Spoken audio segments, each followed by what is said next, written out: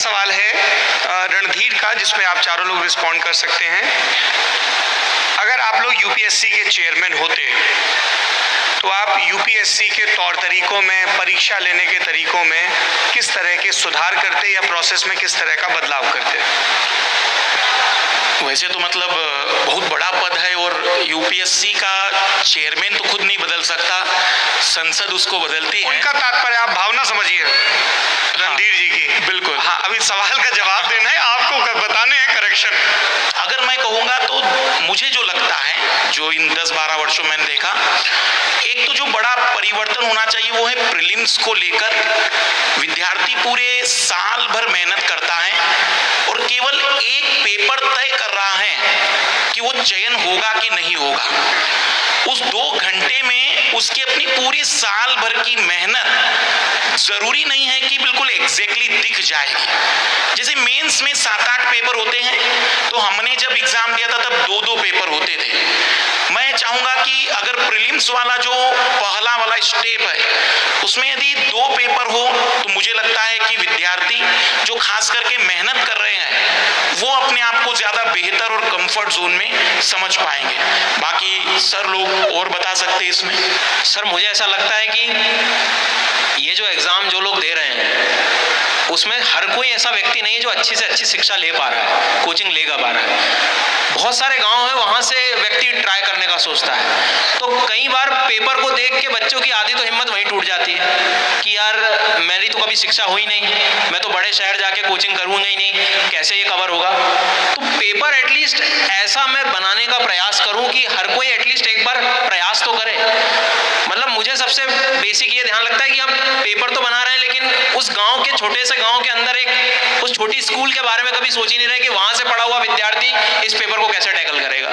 तो उसके बारे में भी सोचने की शायद आवश्यकता है। जितने लोग कम से कम एक इंटरव्यू आईएएस का देते हैं उनको सरकार को एक डिग्री एडिशनल देनी चाहिए।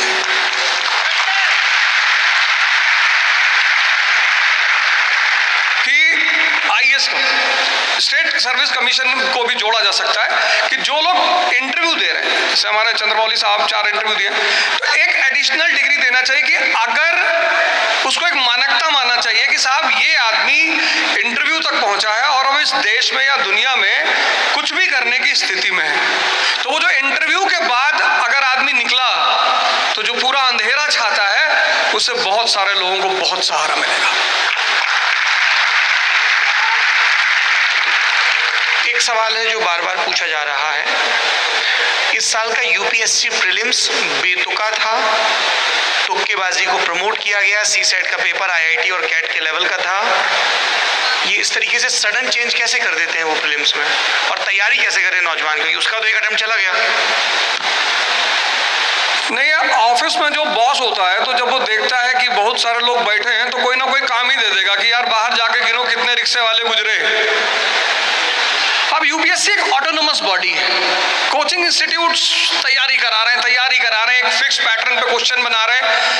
आखिर एक निश्चित संख्या मेंस लिख रही है ना, तो पेपर तो था ही बेढंगा, लेकिन जिसका मन शांत था और तैयारी अच्छी थी वो फिर भी मेंस लिख रहे हैं, क्योंकि युद्ध में जो सबसे बड़ी जरूरत है वो है शांत मन की।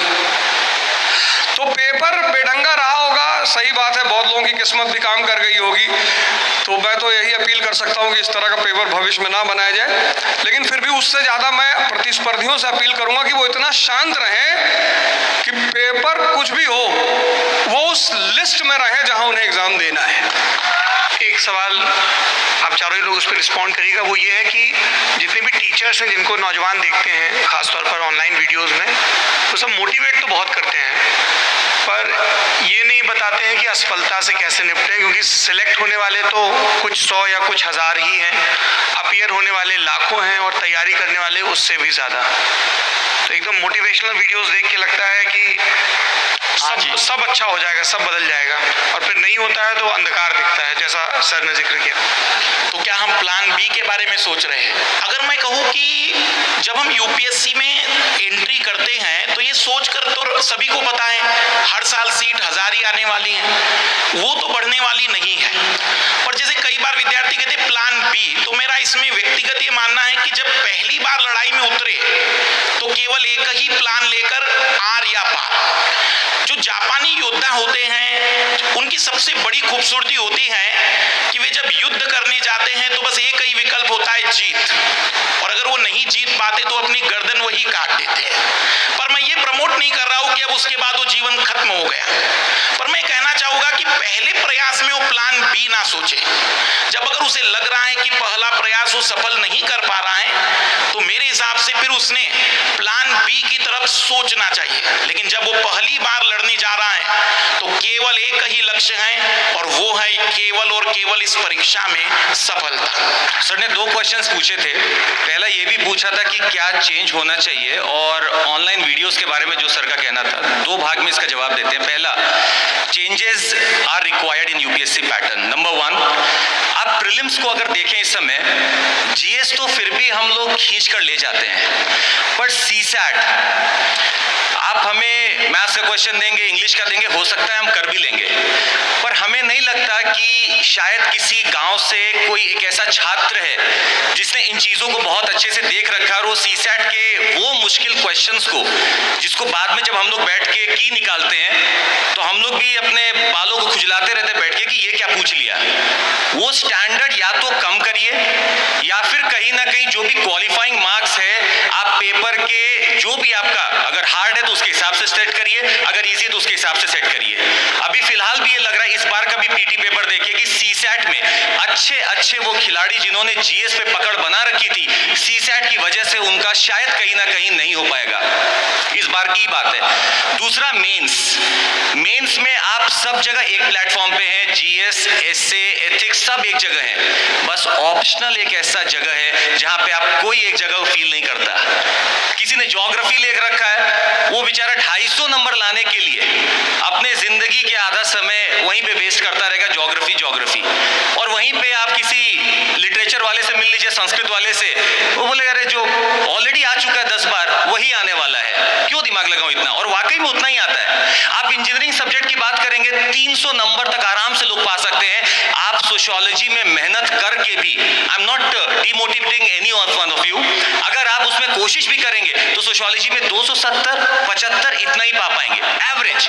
तो कहीं ना कहीं हम लोग को लेवल ग्राउंड लाना पड़ेगा वहां पे, या तो ऑप्शंस को धीरे धीरे आप फेज आउट करिए, जैसे कि काफी राज्य में करा जा चुका है। तीसरा, इंटरव्यू लेवल पे आप मात्र आधे घंटे में किसी की कुंडली नहीं बना सकते।